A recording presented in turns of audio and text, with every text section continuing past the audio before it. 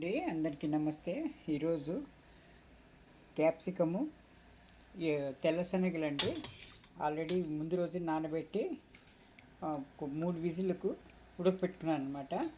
ఇది tea bag వేసి ఉడకపెట్టుకున్నాను అనమాట. ఇది ముందుగానే ఉడకపెట్టుకోవాలి. ఈ నీళ్ళు వంపేయకూడదు. ఇది కావాలి. ఇది కర్రీలోకి వేసుకుంటాం, పులుసులోకి వేసుకుంటాము. ఇది వచ్చింది పులుసులాగా చేస్తున్నానండి. ఇది ఇప్పుడు ఉల్లిపాయలు, పచ్చిమిరపకాయలు, టమాటాలు కోసుకున్నాను. కొత్తిమీర ఉంది ఆల్రెడీ కడిగి పెట్టి తర్వాత చేస్తాను. చివర్లో అల్లం వెల్లుల్లి పేస్ట్. ఫస్ట్ జీలకర్ర 1 స్పూను వేసుకోవాలండి. ఇది వేసిన తర్వాత ఉల్లిపాయలు వేసుకోవాలి.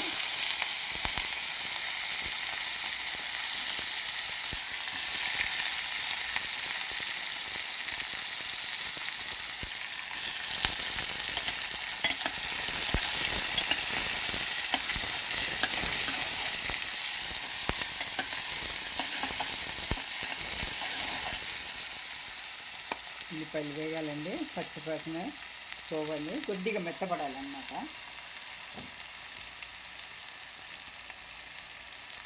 అందుకే ముందుగానే ఉప్పు వేసేస్తాము.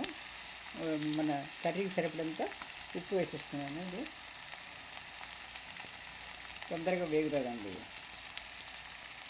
మెత్తబడతాయి ఉల్లిపాయలకు.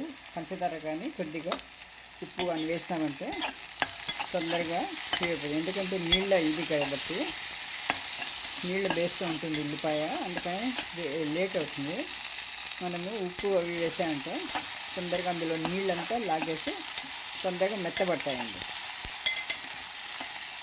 ఉల్లిపాయకు టిప్ అన్నమాట అది. ఇప్పుడు 1 స్పూను అల్లం వెల్లుల్లి పేస్ట్ వేస్తున్నాను. ఇది పులుసు అన్నమాట.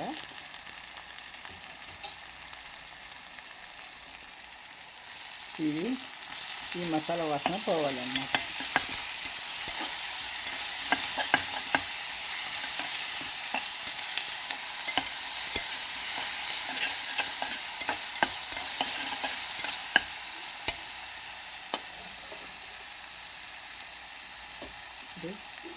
టమాటా వేసుకుంటామండి.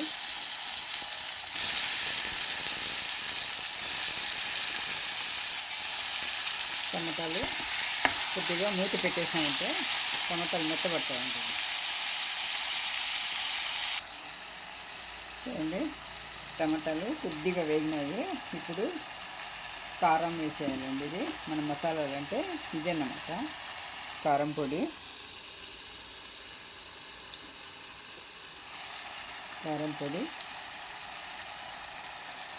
ధనియా పొడి,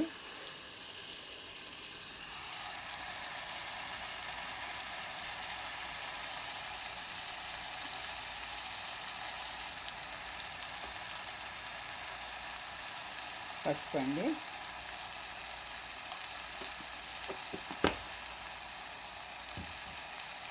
ఇప్పుడు తరి పెట్టుకున్న 4 ముక్కలు చేసుకోవాలండి ఒక దీంట్లో. క్యాప్సికంలో ఇవి వేసేస్తున్నాయి. ఇది కాకపోతే బంగాళదుంపలు కూడా వేసుకోవచ్చు, నేను వేయడం లేదు. ఇప్పుడు మొత్తము ఈ కాయగూరకి పట్టేట్టు ఉప్పు, కారము, మొత్తం మసాలాలు వీటికి పట్టేట్టు వేసుకోవాలన్నమాట. బాగా కలుపుకొని ఒక 5 నిమిషాలు మగ్గబెట్టండి. వాళ్ళు మగ్గితే క్యాప్సికం కూడా మెత్తపడుతుంది. అప్పుడు మనం శనగలు వేసుకోవచ్చు. ఆల్రెడీ ఉడికింది కాబట్టి ముందే వేయాల్సిన అవసరం లేదండి, తర్వాత వేయచ్చు. చూడండి, క్యాప్సికం కూడా వేగిందండి, కొంచెం మెత్తబడింది కాబట్టి ఇప్పుడు మనము ఆల్రెడీ నానబెట్టి ఫస్ట్ డే నానబెట్టి బాయిల్ చేసి పెట్టుకున్న ఇదనమాట.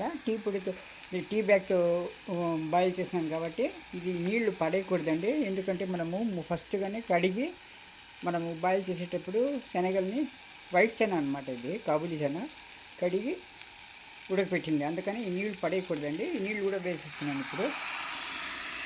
అండి,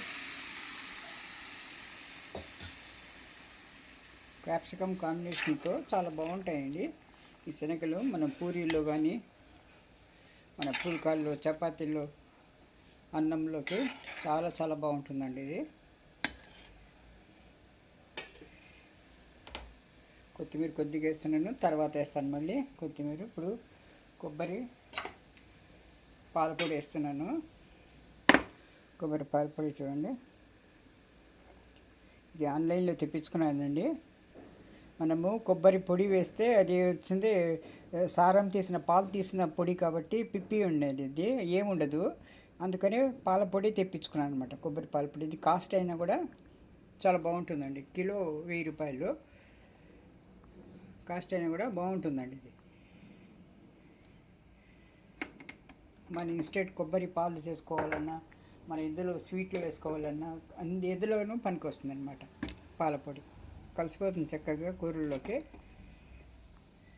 చింతపండు గుజ్జు ఒక 2 స్పూన్లు వేసుకుంటున్నానండి. ఇది వేసుకొని మొత్తము కలుపుకోవాలి.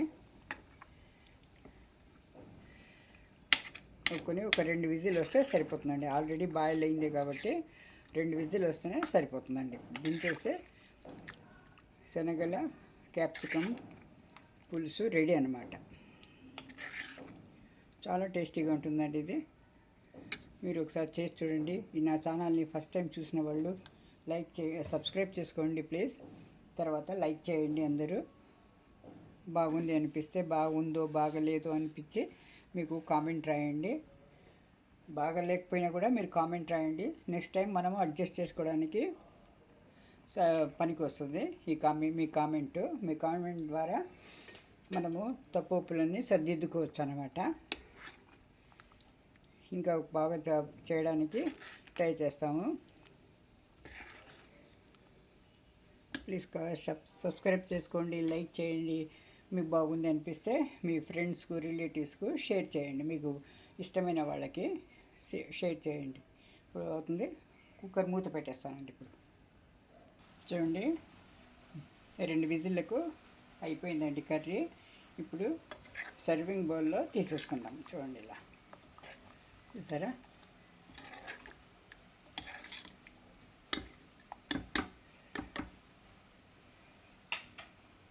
సర్వింగ్ బౌల్లో తీసుకుందామండి.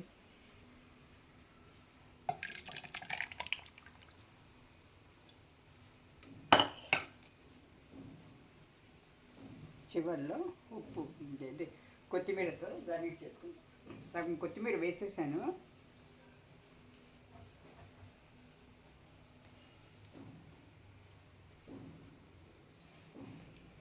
కదా, చాలా చాలా బాగుంటుందండి ఇది. మీరు ఒకసారి చేసి చూడండి. పులుసు అనమాట ఇది. చింతపండు గుజ్జేసాను చూడండి.